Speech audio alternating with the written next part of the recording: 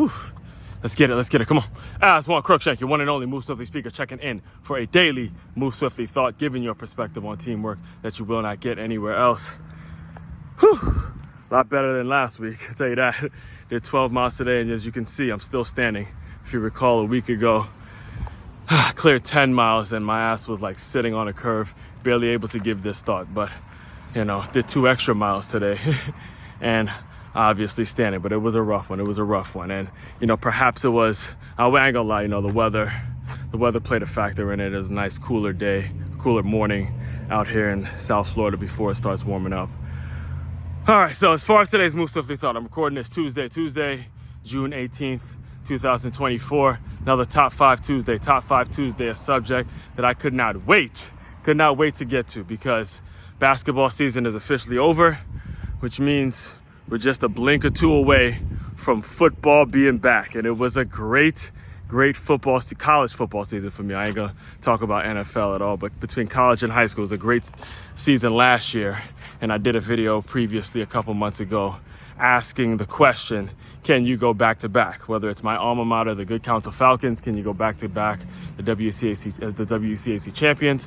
Or it's my team, the team that I'm a fan of, the Michigan Wolverines, can you go back to back and win the Natty? Again, when it comes to Stony Brook, where I actually played, let's just hope they get in the W column this year, right? They got a brand new coach, and I believe they will. I believe they will. All right, so as far as the Top 5 Tuesday, officially the last thing I'm gonna be doing in regards to what happened last year. But I'm gonna relive it one more time, relive that undefeated championship season, 15-0, team 144. I'm gonna relive it one more time and then let it go. We're on to 2024, all right? So top 5 plays, in my opinion. Now, I'm a real fan. I actually watch the games. I watched the majority of all the games this year, and I'm telling you the top 5 plays that I saw that made that championship run so special. And before I even get started, not one of these top 5 plays were against the Washington Huskies in the national championship. All right, it was all previous work and all little things that I saw in these men, watching from a distance, in these players, that made me say, you know what, this team gonna get it done. Don't know how they're gonna do it, but they're gonna get it done. All right, so coming in at number 5 was when Michigan played Rutgers in the Big House, and there was a interception by Mikey Sainristil. All right, Mikey Sainristil, who's one of the captains, and he stepped up big when we played Ohio State, when Jerome Johnson, I believe, he went down. Mikey Sainristil had to step up and guard Marvin Harrison Jr., right? So it was a game against Rutgers, and it was I think he either caught a pick or he picked up a fumble. And actually, no, I think he did. It was catching a pick, and it looked like he was down and out, like just couldn't move forward. Next thing you know, you see the guy squirming out, kept his feet pumping, running.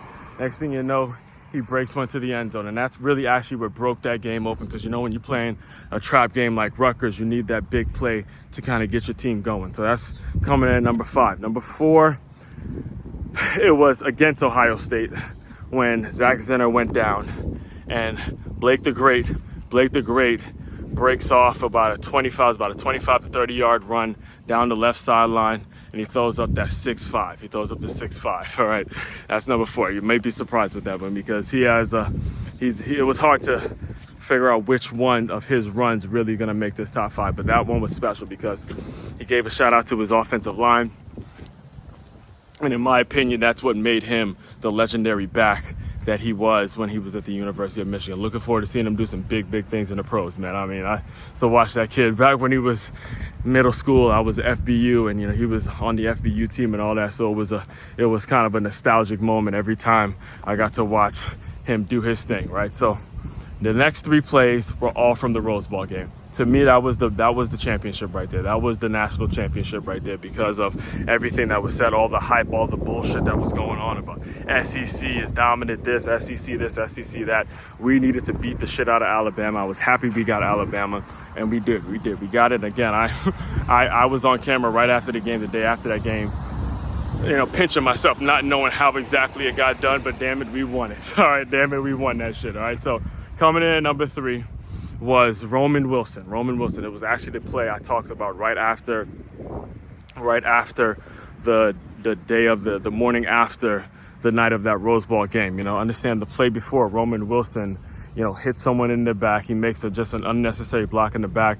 We still get the first down, but he did not check out. He comes on a crossing pattern. It looks like it's interception. It looks like, oh, shit, here we go again. Another loss in the semifinals. Another year of SEC talking their shit about how they and that, how they this and how they that.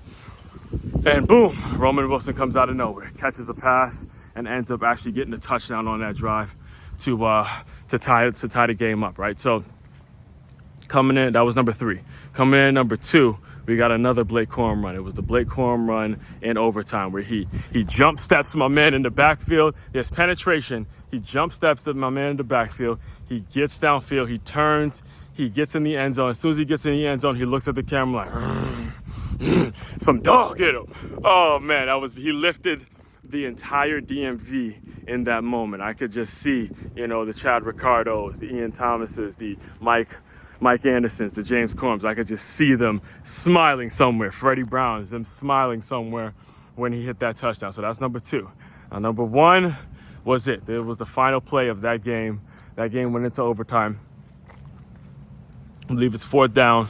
You know, Alabama thinks that they're the big bad bullies. They think they could just line up and push us around, push the defensive line around, and that did not happen. They line up the right, I think it was the right tackle on Alabama, gets pushed so far in the backfield that Jalen Milroe had to kind of tuck it down and go. He actually tripped Jalen Milroe up, and Jalen Milroe couldn't make it to the end zone. I mean, that was that one. It was literally that one play, that one penetration. Had that penetration not been there, Jalen Milroe would have walked into the end zone. But the one penetration coming from that right defensive end and it tripping Milroe up sealed the victory for the Michigan Wolverines. And in my opinion, it sealed the national championship because we were going to beat Washington or we were going to beat Texas. It didn't really matter which one of those two teams we went up against. All right. And ultimately, it was beautiful because that was the play that officially sent Nick Saban into retirement. All right. So just to recap, top five lists, top 5 plays, top 5 Tuesday, top 5 plays from the University of Michigan Wolverines football program, that national championship run in 2023. 5, Mikey Sainristil, the interception against Rutgers. 4, Blake Corum when he threw up the 6-5 against Ohio State. Number 3, Roman Wilson catching that crossing pattern. Number 2, Blake Corum jump stepping, getting in the end zone in overtime in the Rose Bowl, and then growling in the camera at the end. Number 1, the final play of that Rose Bowl game when the defense nutted up and they stopped Jalen Milroe to send us to a national championship. All right, gotta do this every Tuesday, different top 5 Tuesday. Again, if you have any ideas for any lists you want me to count on, any subjects, my messages are open, comments are open, always open to hearing all that kind of stuff, all right? Main website to check out to dive deeper into all my work, makeyamove.com. That's MAKEYAMOVE.com. One-stop shop for your teamwork and your self-development needs. As One Crookshank, your one and only Move Swiftly speaker checking out.